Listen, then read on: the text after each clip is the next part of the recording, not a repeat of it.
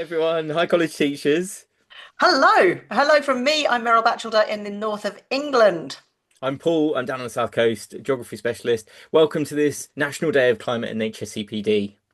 So, what we've got is about 10, 15 minutes of what we're hoping going to be really direct, simple training for you to be able to inspire you to take some next steps. What we also wanted to do was just mention that at the end of last academic year, we hosted a great teacher celebration event, which really highlighted the wealth of knowledge, experience, people in the climate and nature education space. And we just wanted to emphasize how rich a tapestry that is. And I know, Meryl, you're really well connected with lots of the people and organizations happening as well. Okay, are we ready to go? We are. Let's go. So we wanted to start with the why. And the first why is from a moral imperative. We're all human beings. We all live on planet Earth. We're all part of society. What's going on in terms of the climate and nature crisis, Mel? Okay, so we have got some serious issues, and these issues are going to impact young people more even than they're impacting people of my age. So we have an image here, and it shows the two sets of stripes. The top set of stripes, the blue to the red, are called the warming stripes. And Ed Hawkins from Reading University created these as a visual way to really, show the impact of what's happening with our climate. The blue stripe on the far left is around about 1970. The red stripe on the far right is it's about 50 years later. So approximately over my lifespan, this. And you can see it's gone from blue to, slightly into pinks and now into deep reds. The planet has warmed about 1.5 degrees already. 2024 was the warmest year on record. 2025 summer looks like it's probably the hottest in the UK. You can see that you can feel the change in our classrooms as they get hotter and hotter. So young people who are entering year one now or early years now are being born in this really deep red zone. And now it's just going to get warmer until we stop burning fossil fuels, until we change our agricultural practice. It's going to get hotter. So young people need to be prepared for how to manage that heat and understand how we can help, how we can be part of the change. The bottom set of stripes are called the biodiversity stripes, set up by Miles Richardson, again from about 1970 to the present day. And when I was born, it was a lush green and pleasant land, shall we say. And over the years, farming impacts, climate, pesticide use has meant our biodiversity has declined. And it's seriously declined. The latest data is really quite shocking. So again, young people born today are seeing a much greyer planet than they would have done 50 years ago. And I think these stripes just help us visualize how serious it is and what that trend is like. Yeah, and we've got some warming stripes that we take to schools, and we've seen really great ways of using these in the classroom. And I really like that illustration as well over the top of it. Helps to I know, to it's like makes communicate it. it to the younger audience, doesn't it? Yeah. So, just in terms of people, if they wanted to di dive deeper into this, we've got Merrill's made these with Docu B series, which explores things like the State of the Climate report, State of Nature report, and these are again quick snapshots to go even deeper into some of those numbers to understand what is happening to our planet now. The climate that you grew up in doesn't exist anymore. And it's really, the science is really complicated. And so, the scientists have been talking about this for many years, but the science is complicated. And when you actually look at the data, so all I try and do is make it a little bit more simple to understand the big numbers, what they mean, and, what we can do to take action in schools. And then, as Meryl referenced as well, we increasingly are getting these headlines. The Met Office just recently said that the summer is likely to be the warmest on record. That's one of a handful of kind of headlines from the Met Office that have come out over the summer. We've experienced that, we've felt it. It might be that the conversations you have with people is, oh, how great the summer was, but it's completely out of the norm, or it is our new norm in the sense that it's getting warmer and warmer, and that's something that we're all living with and experiencing, and we do understand. Indeed. And So, then.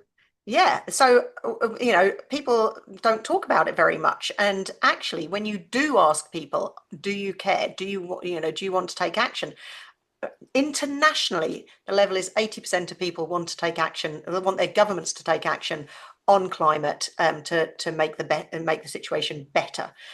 In the UK, it's over 86% of people. So whatever you see in the press that, oh, it's a no-no and the green transition isn't going to be affordable and all the rest of it, 86% in the UK want action on climate. So, I think we're part of education is vital to make sure, not only our students in our classrooms are aware of that everybody wants to take action, but also in our communities, in our wider school community, that Mm. we really, that, and this was taken from the People's Climate Vote 2024, the world's biggest climate survey.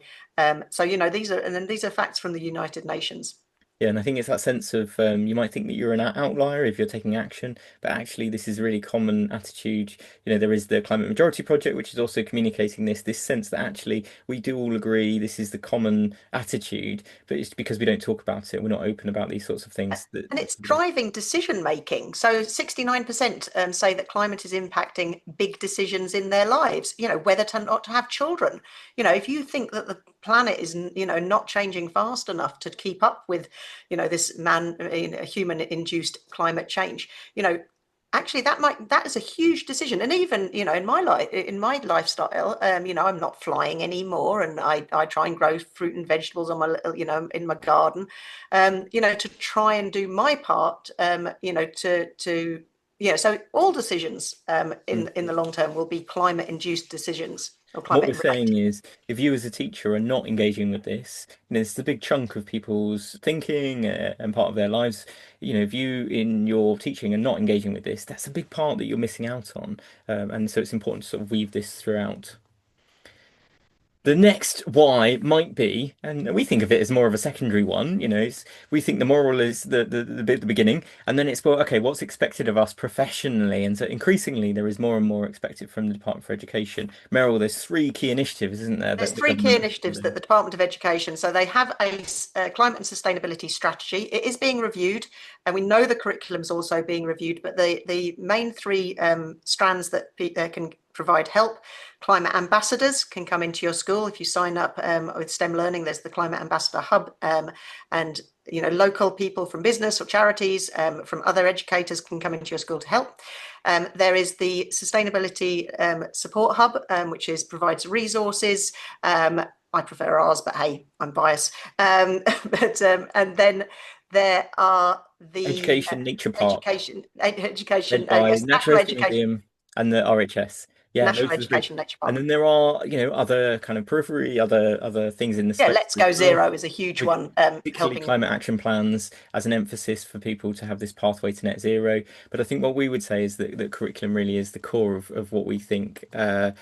It's the fundamental of what a school's doing. It's the day to day. It's the thing that every young person experiences whilst at the school. And so we really wanted to emphasize this sense that there is like a jigsaw. We've put together this diagram that helps kind of bring it to life.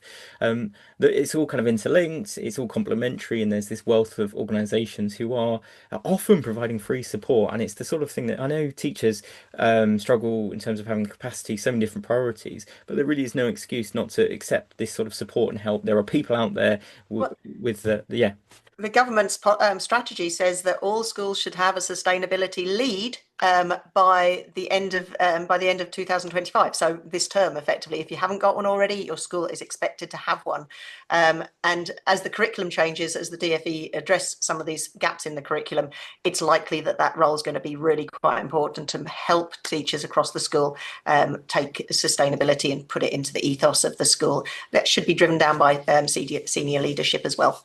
Yeah, it's about having a kind of a whole school strategy approach and for it to be a shared responsibility as well, because I'm sure people watching this might be they think of themselves as the kind of one person in the school who's got that responsibility, but actually it's something that every teacher should be considering. And even up to governors, local authorities. There's a bigger picture, Yeah. being drawn out, and the landscape is changing. But definitely changes is happening now. And I think the other thing that this diagram illustrates is that sense that we think of sustainability in its broadest sense, that yes, carbon and climate action plans is part of that, but equally the curriculum. And then also to be truly sustainable, you need to engage with the local community. And you might be doing that, but not considering it as part of sustainability. It could be through a wildlife trust, school, visits. It could be inviting in the local community. But the other piece as well is that forest schools and outdoor learning. There's been this growth over the last few years in interest around forest schools, but also weaving that throughout the rest of the curriculum and understanding that it should be part of everything. There's a huge network of people providing support into schools to try and, green your school, in terms of your school grounds, in terms of purchasing, in terms of the curriculum, loads and loads of support. And one of the things we do as the Ministry of Eco-Education is try and rationalise that and make it more simple.